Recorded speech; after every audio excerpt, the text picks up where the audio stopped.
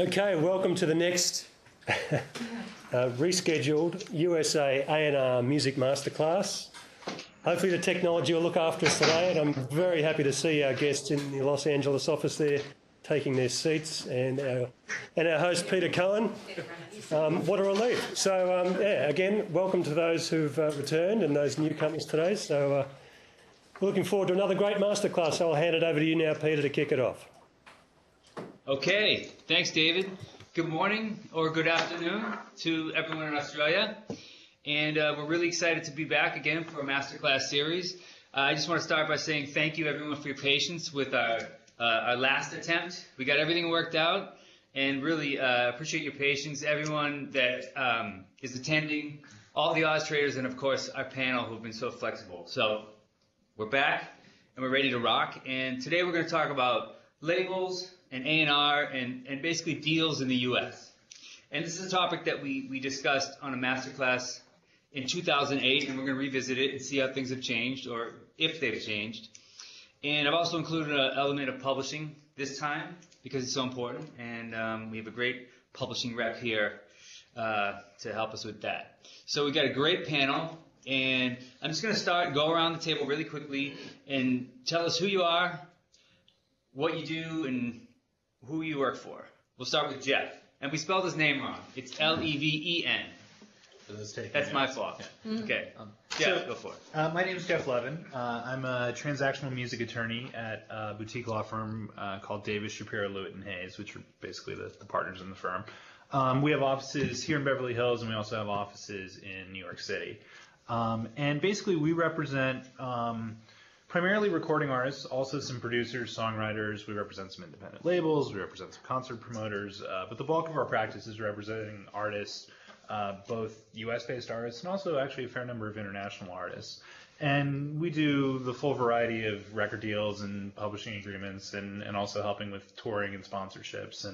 And we've got sort of clients at all stages of the process. I mean, at the top end, we represent a lot of sort of, household names, Kanye West and people like that, and then Kanye West, and then we also work with a lot of developing artists, and it's sort of a fun thing to go from a situation where maybe you get most of the things you're asking for when you negotiate to a situation where you may not have as much leverage, but for each for a new artist, if you're doing their first record deal or you're doing their first major tour deal, it's something that's like a big milestone for them. It's been fun sort of seeing all points in that spectrum.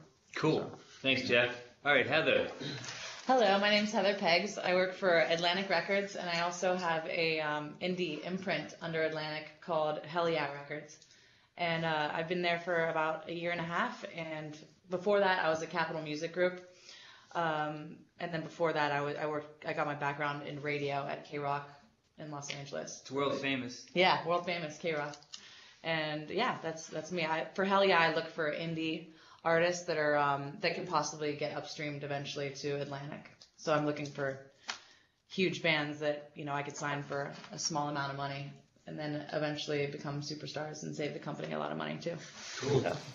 Joe Magini. Hey everybody, my name is Joe Magini. I work at Universal Music Publishing. I'm director of creative and music for film and TV as well. So I do both A&R and film and TV there. And I've been there for a little over 2 years now. Before that, I was at BMI for 3 years, and then BMG Publishing before that, doing mostly A&R. So film and TV. The job now is a film and TV A&R hybrid job.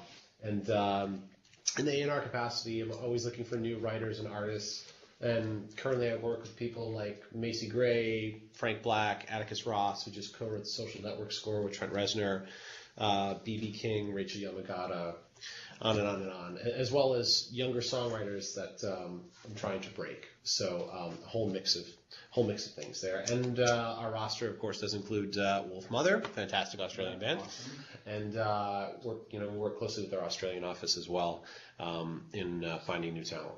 Cool. David. My name is David Andreoni, and I'm the GM of MySpace Records. Prior to that, I was at Warner Chappell for almost a decade doing A&R. And prior to that, management. I'm at MySpace Records now. We go through Downtown Records and also through Interscope Records.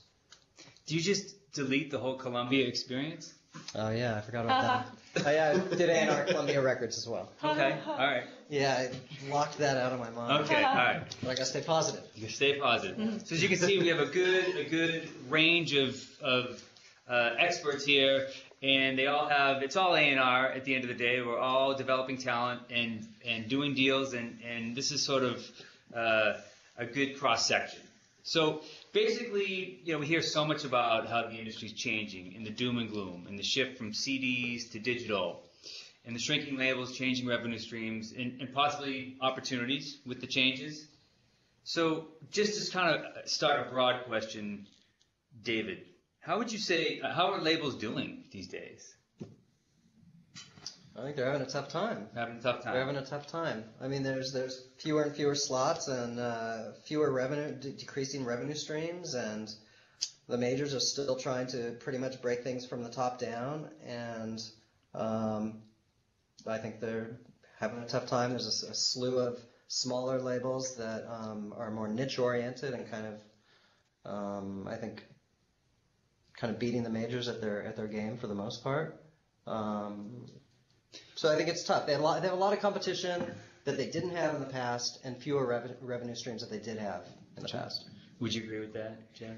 I think it depends on sort of what you're looking at. I mean, I think every one of the major label recording systems, every one of the majors at this point has a few success stories, but I think they're all sort of casting about to really try to grow at a time where I think it's hard to grow through traditional methods. Yeah, I would agree that there's a couple indies that have been really interesting recently. I mean, you look at things like Glassnode and you look at Downtown, and they've grown steadily. And I think that there's probably a convergence also happening between sort of management companies and labels, and you've found there are now management companies that have actually successfully released records and done a good job of it. Sure. So yeah, it's a very contested space, but I think the majors are having to adapt faster than they might otherwise naturally be able to. And would you say that, we have independent labels here with your label? I mean, is it kind of now more opportunity for the independent labels, whereas there was a time when it was only majors controlling everything? Yeah, it's definitely a good time for indies. There's a lot of indies under Atlantic that are doing quite well. It's great that Atlantic actually is still selling records so that they can fund stuff like what I do, and I think it's good. Like if I find something and I could sign it for like $15,000, it's going to save the label a lot of money, and if I could break it on my own and then have Atlantic come in, it's going to be great. So that's what I'm trying to do, is just sign stuff really, really early and save hopefully find something great and do like real A&R by, finding the bands before they have hits, Sure. Developing them that way. Because, I mean, would you say major labels aren't really doing a lot of development? Right. Not at all, right? Not at all, yeah. So how do the independent labels, especially that are affiliated with majors, that's sort of, I guess, a farm system in a way? They kind of like let me do my own thing in a way, but I'm always in the regular A&R meetings as well, and I definitely have to go through the system with pitching it to, my 3 bosses, and they all have to agree. So, it's something that, if they're signing to my indie label, it's definitely going to be hopefully signing to Atlantic eventually too. And the contracts go through Atlantic as well. So, it's definitely just for less money, but it's still considered, a major label signing. Sure. At the end of the day. And when we talk about majors, there's major publishers also. And how has that changed? Well, it's changing every day. BMG Rights is just the Pac-Man of the business, and they've acquired. So that's a new interesting development. I mean, they've acquired Stage 3 and Chrysalis and Crosstown, and have built up an amazing company. I used to work at BMG Publishing, and it's essentially the same people before from Bertelsmann who are doing that now. So there are a few majors out there now, one less now with Chrysalis being absorbed. But that was a great independent company. I think independent publishing companies are still healthy for the business. It creates a good balance. Publishing is in an interesting place right now. Performance income is down, mechanical income is down, but there are great new media opportunities. Whether you're a major publisher or not. I mean, I think our strength is, our worldwide catalog, and that's always what it's going to be. I mean, that's always what we're thinking is finding great new copyrights. Finding stuff to add to the catalog. When I look at the great stuff that we have to pitch from the film and TV side, And when you're at Warner Chappell as well, you see that like these amazing songs and copyrights, and that's what, there'll be those songs that come out of these times, as crazy as they are, and it's just about finding them. So, kind of sticking on the publishing theme, do publishers sign artists that aren't on labels? Sure. Yeah, I think it's more of a risk at that point. I mean, they're lower money deals because the risk is more, on the publisher at that point to break the artist. But that's always what I'm trying to do. I've signed some young songwriters, and Chiara Diaguardi and Dr. Luke were once young songwriters. So it's important that we're in this business. We always try to balance that. So I'm looking high and low, whether it's a big artist or a small artist. I mean, I'm looking for great songs, and that's at the end of the day what's going to drive everything. I mean, we're still in the song business now more than ever. Really, it's really concentrating on great songs and hit songs, and that's always been a constant. So cool. So on the label side, I mean, what are you looking for? Is there in general? I mean, besides something that just, does it have to blow you away? Does it have to be fit in the marketplace? Like, is there a criteria, or is it when you know it kind of thing? It's different case by case basis, I think. But I always look for like a star in the band. Okay. Whether it's a singer songwriter or a band, I look for the front man, or has to be just somebody that you can't take your eyes off of, whether it be a girl or guy. And that's what I always look for first. And then if they have songs to back it up, that's great. They could always, eventually write them if there's something striking about, the band.